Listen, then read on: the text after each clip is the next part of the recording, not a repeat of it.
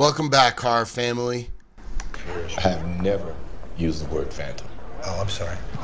Spirit, specter? No, you misunderstand. Whatever's in 1408 is nothing like that. Then what is it?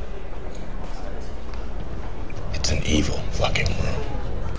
Evil. The word alone likely conjures various images and examples of horrific deeds, people, monsters, and objects in your mind, from varying horror movies as well as real-life affairs. What is evil? What makes a person, place, or thing evil? And where does this concept, or even the word itself, come from? In the most basic of definitions, evil is considered the absence of good. It is often perceived as an antagonist to positive, with the understanding of human condition in association with strife and suffering.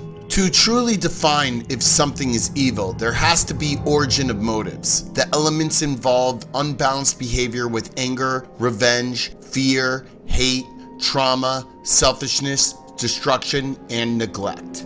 The word itself derives from Old English, ifel, and along with similar words in German and Dutch, are considered to come from a Proto-Germanic word überlass, meaning bad or going over acceptable limits. It goes without saying that religion and evil go hand in hand. Many philosophers as well as historians believe that the concept of good and evil was designed to create an orderly society in order to cohesively establish a structured set of rules to abide by to keep order and stability.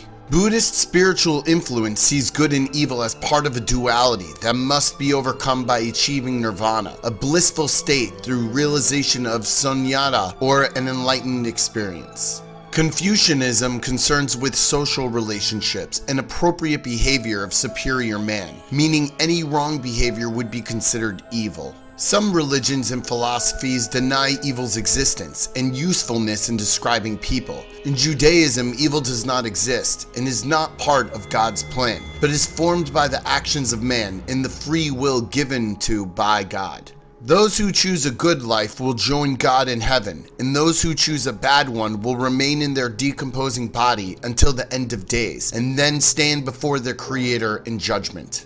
In Christianity, evil is considered the opposite to God's will and given the personified form of the devil, ever tempting humans to disobey the given law to man as well as defying the character of God. Throughout history, we have also witnessed horrific deeds committed by individuals in which many believe them to be evil personified. Jack the Ripper, considered one of the first serial killers, most likely one of the first documented cases of multiple murders, also known as the Whitechapel murder and Leather Apron, stalked largely impoverished areas of the Whitechapel district in London during the late 1880s, killing and mutilating at least 5 women. Herman Webster Mudgett, or H.H. Holmes, is said to be America's first serial killer. He used the appeal and backdrop of the World's Fair in Chicago during the late 1890s to murder and mutilate individuals who were unfortunate enough to stay in his eerily designed House of Horrors, as well as a close business partner and his children. He confessed to over 27 murders, but many believe it could be up to 200. His horrific deeds are well documented in the Eric Larson novel Devil in the White City, a must-read for any true crime and horror fans alike. Theodore Robert Bundy was a kidnapper, rapist, murderer, and necrophile, confessing to over 30 homicides across 7 states between 1974 and 1978. Though heard on tapes in his own voice on the Netflix series Conversations with a Killer, the Ted Bundy tapes, he ambiguously stated that the number could be over 100. And of course I cannot leave out one of the most famous evil killers in modern history, Charles Manson. Though Charles Manson technically didn't kill anyone, this fact alone symbolizes the extent of his power and sadistic nature, drawing back to the belief that evil can have a strong influence without direct force upon victims.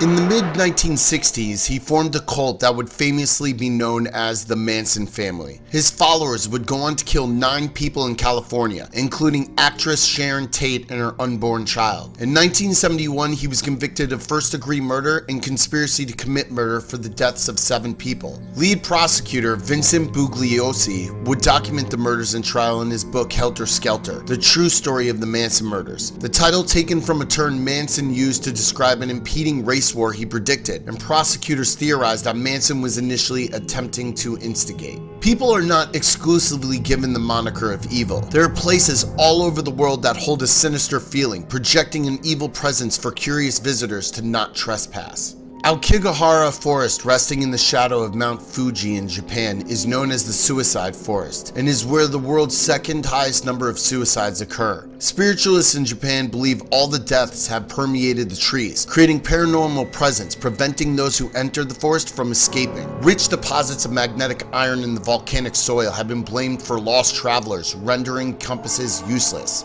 Each year, corpses are found by volunteers who clean the woods, but many are forever lost in the very thick forest. Japanese authorities have discontinued publishing exact suicide numbers in order to avoid making the place even more popular. Waverly Hills Sanitarium in Jefferson County, Kentucky in 1926 was considered the most advanced tuberculosis, also known as the White Death, sanitarium in the country. At the time, there was no medicine to treat the disease, so the true purpose of the facility was to isolate those infected and quarantine them from the major population.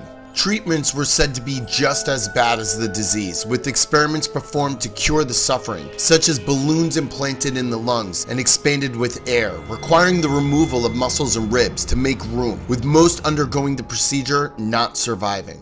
The exact number of those who died in the building has been greatly exaggerated over the years. It has become a favorite spot of those seeking to experience an authentic supernatural experience. Those investigators immediately are attracted to the body chute, a vertical shaft traversing the length of the building, ending in the tunnel, an enclosed area originating from the sub-basement of the building to the railroad tracks at the bottom of the hill.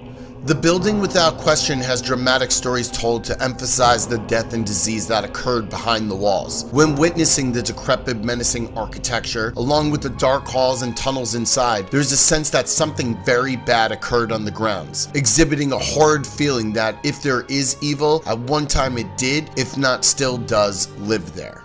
Darvaza gas crater, or door to hell in Turkmenistan, is a natural gas field that collapsed into a cavern. It was intentionally set on fire to prevent spread of methane gas and has reported to have been continually burning since 1971. The crater is a perfect depiction of an actual hell on earth, or a doorway to the underworld of pain and suffering. Centralia, Pennsylvania is the location which inspired the video game Silent Hill. A coal mine fire occurred under the town and has continued to burn beneath the borough since 1962 and was condemned by the state of Pennsylvania in 1992. At the time of the fire, the ground scorched, forcing residents to leave the large wafts of smoke rising through the cracks, forming in the concrete and ground. At this time, the area has cooled off, but sinkholes still occur for any unlucky soul looking for a paranormal experience, falling deep into the underbelly of this infamous ghost town. Physical objects have also been written into lore as conduits for evil, with disturbing occurrences, even death, to those who cross paths with these inanimate embodiments of evil. Codex Gigas, or the Devil's Bible, was created in the 13th century in a Benedictine monastery in Bohemia, now the modern-day Czech Republic. The book is most famous for a full-page depiction of the devil. Legend holds that the scribe was a monk who broke his vows and was walled up alive. Vowing to reconcile his broken pledge, he promised to write a glorified book for the church in a single night. Knowing he would be unable to do this, he prayed not to God but to the devil, asking for help in the completion of exchange for his soul. The full-page depiction of the devil was said to be gratitude to the fallen angel for the aid in completion. National Geographic did a special with manuscript experts saying that this work was done by one person, and tests to recreate it, even without illustrations, it would have taken 5 years of non-stop writing to complete.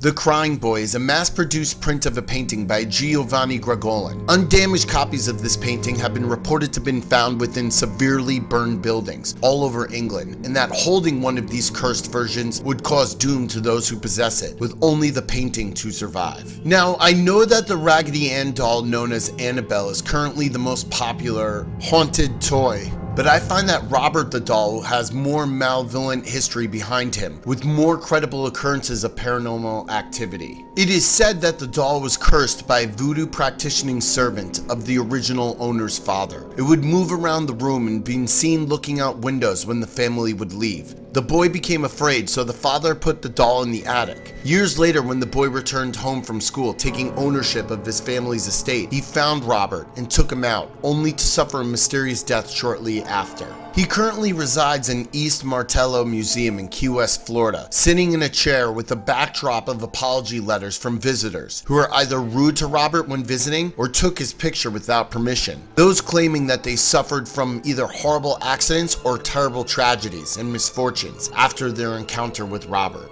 Now, I am sure after going through all these accursed and evil people, places, and things, you can draw a heavy comparison to those we have all seen in our favorite horror movies. The Overlook Hotel in The Shining is an example of an evil-filled place that causes nothing but death and suffering. Annabelle doll from the Conjuring universe, the Amityville Horror House, the mirror from Oculus, the body of Jane Doe and the autopsy of Jane Doe, Freddy Krueger, Christine, the tape from The Ring, and of course I could not forget the Necronomicon from H.P. Lovecraft stories all the way to the Evil Dead series, Hannibal Lecter, my favorite representation of pure evil, Michael Myers.